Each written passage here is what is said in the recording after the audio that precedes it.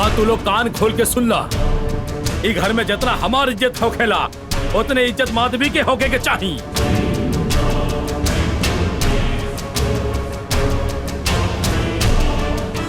अगर ही केहू से नहीं के हो पावत तो वो घर छोड़ के चल जाओ। फिर चाहे हमार बेटा भी काहे ना होके। समझ गई ना?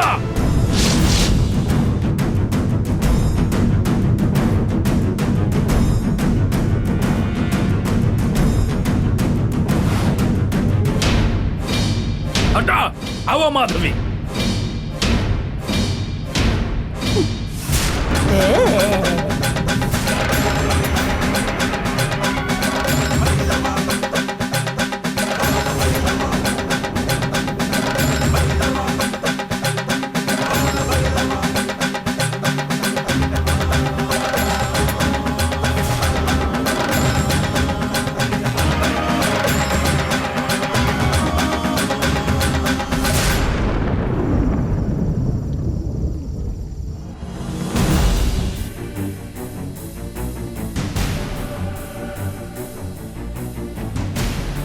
कहा करी राजशेखर अभी गुस्से में बा।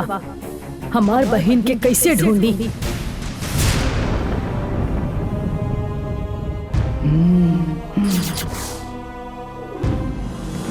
माधवी के कमरा में हमरा कहीं ना कविता की आत्मा ना मिलल। माधवी भी गुस्सा बा। राजशेखर ओकर काल चक्र कहाँ रख देले बा उहो पता नहीं चला। दोनों में से एक का लेकर ही जाए।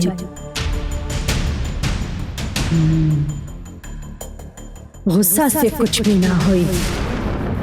देखा तनी प्यार से काम बनता कि ना।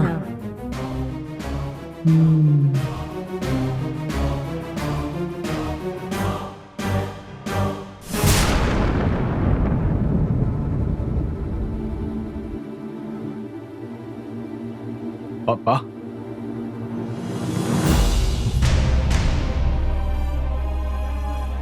ठीक है, बहुत दिन के बाद तू हमार पैर छुअत बड़ा।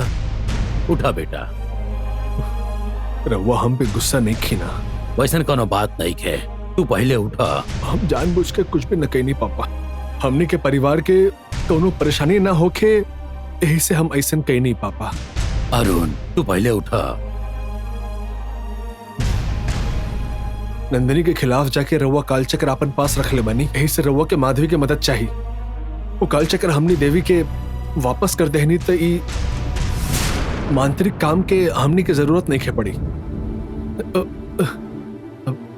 ऐसे कहता नहीं, कालचक्र वन देवी के वापस दे दी ना। कालचक्र रख के बहुत तकलीफ उठाए पड़ल। अब बहुत हो चुकल बा। रवा ओकर के वापस कर दी, फिर हमने सब खुश रह। प्लीज पापा। अरुण,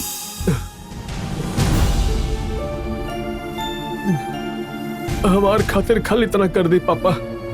हमरा के चैन से जिंदगी जिए के बा। हम आज तक रवा के ई बात के खिलाफ रहनी, लेकिन रवा हमार भावना के समझे ना पापा। हम रवा के दिल से कहता नहीं। प्लीज वो काल चक्र हमके दे दी पापा। हम देवी के वो अर्पण कर दे।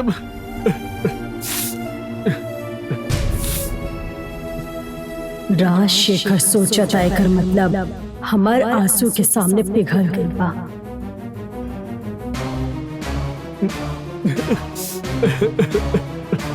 अरुण, तू रो मत बेटा। तोहरा इसे देख के हमके तकलीफ होता। अरुण, रुआ मत। रुका, हम अबे आओ तनी। हाँ।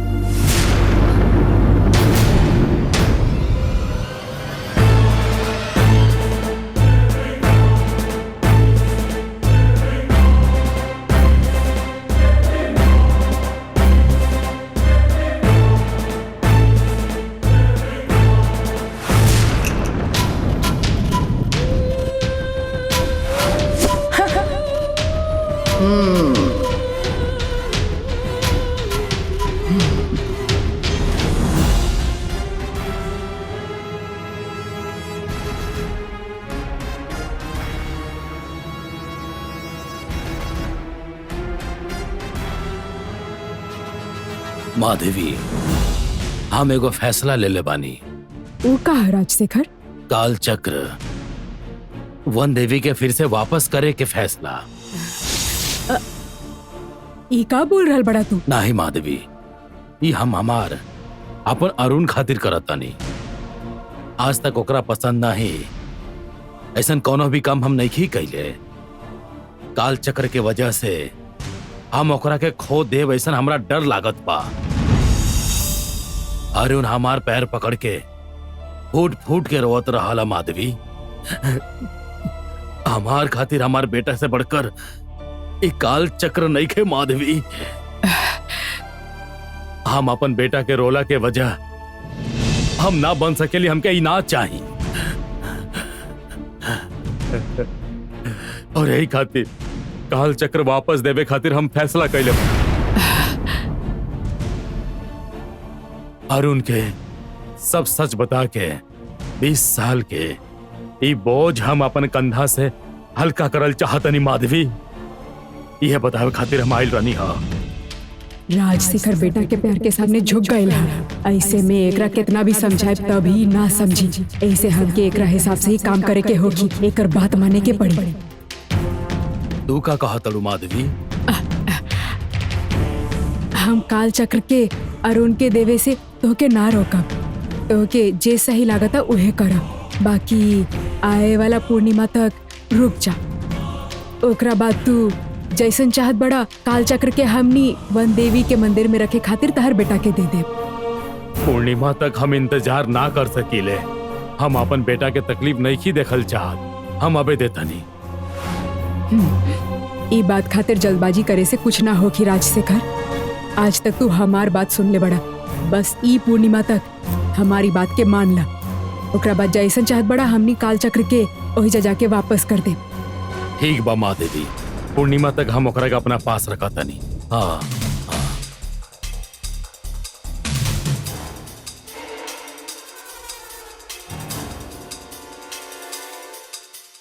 अरुण के राजशेखर के ऊपर गुस्सा देख के ओकरा झगड़ा करे के चाहत रहे। बाकी वो रोद हुए ओकर पैर पे गिड़ है। अरुण के ही बर्ताव कुछ अजीब है। लगता एकरा में कुछ तो गड़बड़ा। राजशेखर काल चक्र हमके लाके दी तो दूसर काल चक्र भी हमार हो जाए। ये अभी तक आयल काहे ना?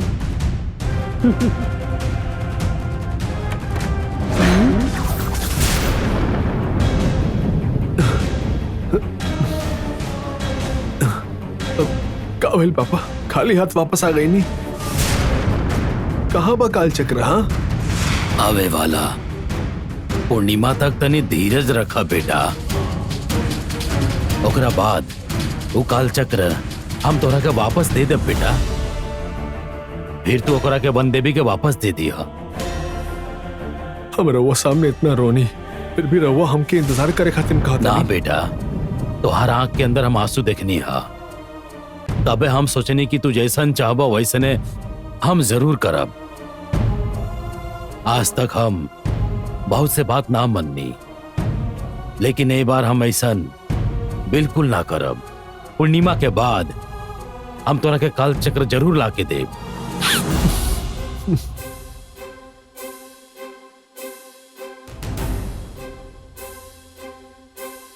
तू हमरा से इतना मिन्नत करे के बाद हम तोरा के धोखा ना देब। हम पे विश्वास करा बेटा। माधवी ही राजशेखर के ऐसन करे खातिर कहले हुई, यही से ऐसन कहता। का सोचत बड़ा अरुण?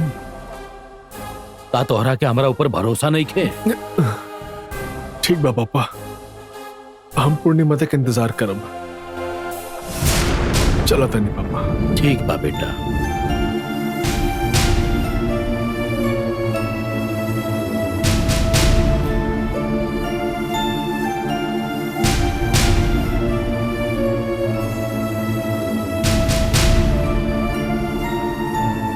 आज बहुत साल बाद हम एकरा आंख में आंसू देख ले बानी।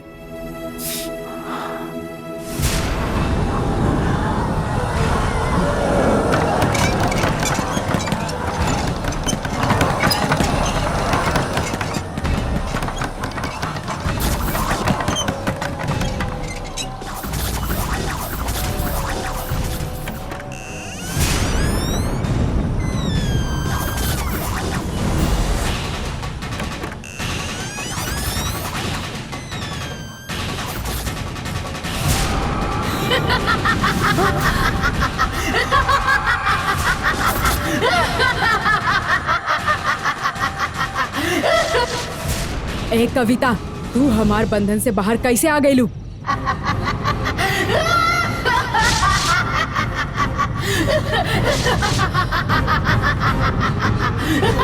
कैसे आ गईलू? बतावा बतावा।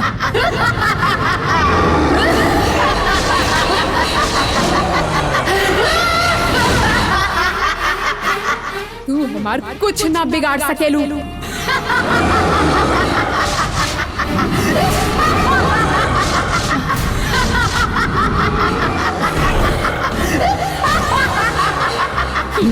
मूल मंत्र मूढ़व तंत्र मडम वेद पिशाच कुर्म कुर्म तिर्म तिर्म तीम।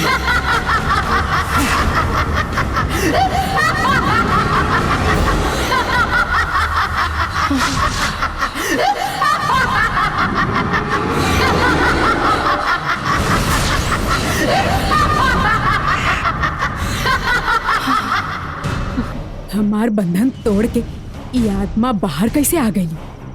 एकरा के मुक्त कैले होखी?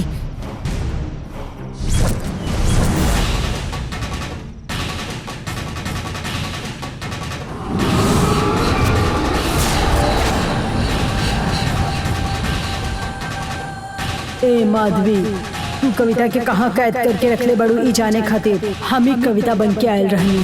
तू कविता के जहाँ कैद करके रखले बाड़ू, डर के मारे तू खुद चल के हमके दिखाईबू और हमके ओकर पता चल जाई।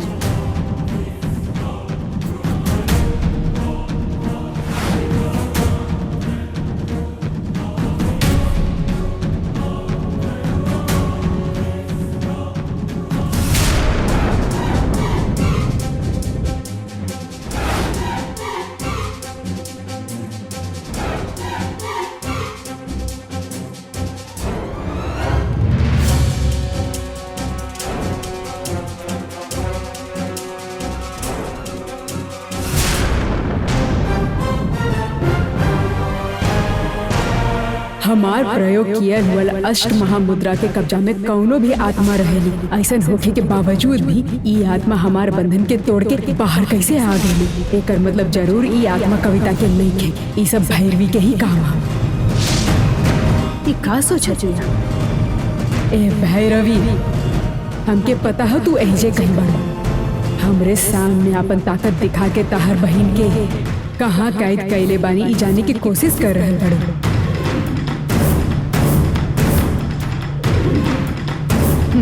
कितना भी कोशिश कर ला, बाकी तू ओकर पता ना लगा पाईबू।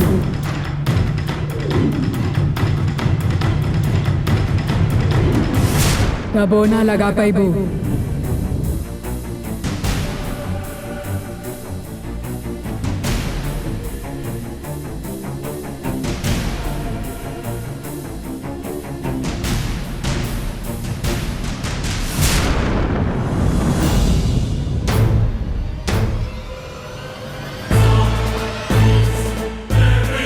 हम यहाँ रही शायद ही माधवी के पता चल गई बा।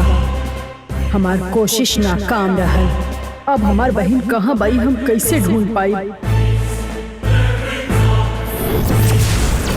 माधवी महल के बाहर आए लेकर मतलब वो हमार बहन के बाहर ही कहीं बंद करके रखले होगी। माधवी जहाँ चाहत रहे उहे रास्ता से चलता नहीं।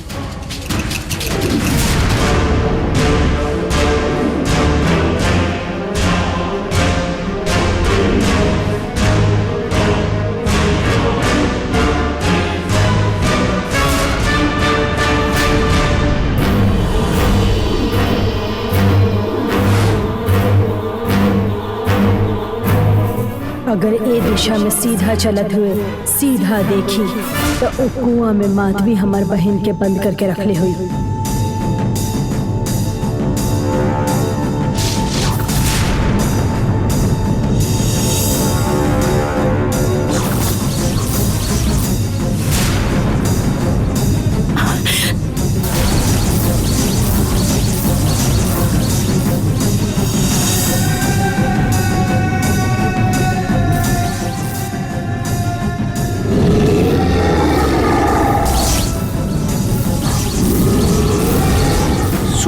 महाकाली सूर्योत्तम शक्ति प्राणवायु पूर्ण शक्ति।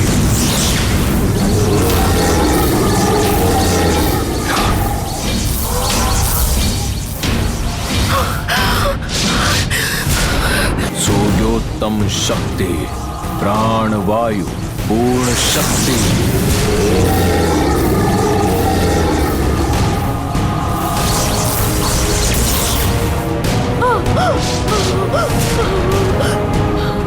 ए अरुण, तहर वजह से हम मर चुकल बानी और तू आई जाना आयल बाना। तो के मार के ही हमके शांति मिली। कविता, हम अरुण नहीं की, हम तो हर दीदी बानी भैरवी।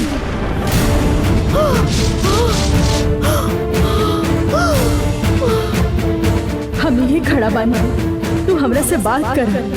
दीदी, हमार आवाज बाहर ना आए है इसे। भैरवी मंत्र बंधन डले बिया। हम तोहरा के सुन सकत नहीं, हम माधवी के मंत्र बंधन तोड़ दिले बानी। हम ही कुआं में और ना रह सकेनी दीदी, हमके बाहर निकाला।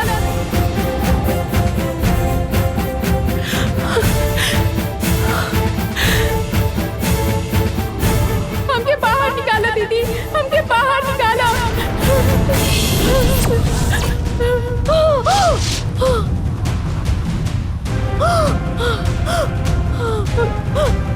हम तोहके ढूंढे खातिर यहाँ आयल बानी, अब तू परेशान मत होका। हम तोहरा के ढूंढ लेहनी। तोहके जे कुआं में कैद करके रख ले बा कविता, वही हाथ से तोहके यहाँ से बाहर निकलवाई। तब तक जरा शांत रहिए हमार बहन। मतलब ये अरुण नहीं खे, इतना भैरव में बिया, फिर अरुण था हमारे। अरुण के कुछ भैया नहीं खे, अरुण था हमारी।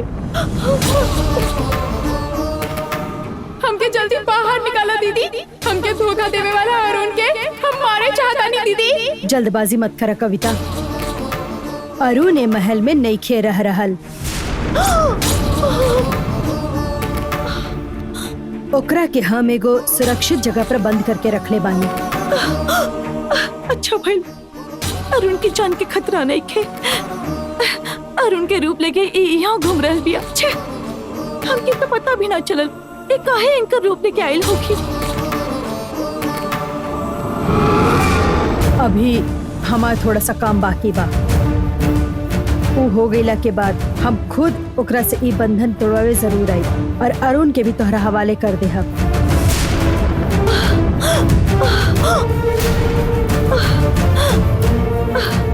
जब तक तोहार गुस्सा शांत ना हो जाए तब तक अरुण के जे करे के बा करा, पर अभी थोड़ा सा सब्र रखा। एक मकसद पूरा होके से पहले ऐसे भी करके अरुण की ढूंढने गई होगी। एक मकसद पूरा होके से पहले ऐसे भी करके अरुण की ढूंढने गई होगी।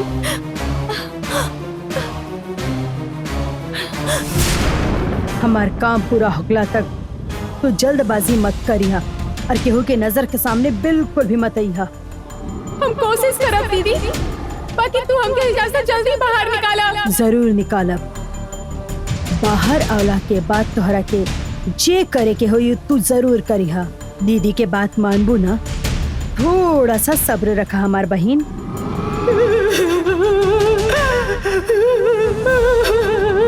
अरुण, हम तो के छोड़ब ना छोड़ब।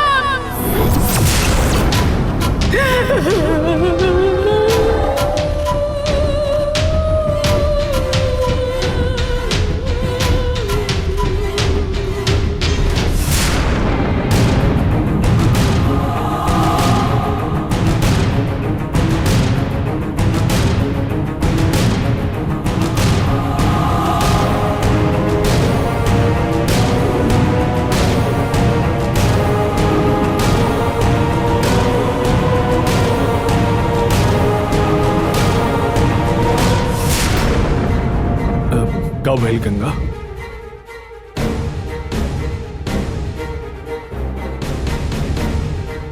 सतलू ना तू? यदि एगो औरत यहाँ कोनो मर्द के रूप में बिया था, हमकी नींद कैसे आई? का कहत बाड़ू तू? ए, बहुत हो चुकल तोहार नाटक। बतावा उनकरा के कहाँ बंद करके रख ले बाड़ू। ओ, तो तोहके पता चल गई। प्लीज हमके बतावा कि कहाँ बानी। हम उनकरा से मिले चाहत बानी। हम जो ना काम से यहाँ आयल बानी, वो काम होखला तक अरुण से ना मिल पैबू। यदि तू हमके ना बताइबू कि तू अरुण नहीं खे भैरवी बाड़ू, ये बात हम सबके बता के तोहके ये घर से बाहर निकलवा दे। ए, जाके बता दे। अगर हमें महल से बाहर गई तो जरा सोच कि तोहर पति अरुण पूरे दुनिया से बाहर हो जाए।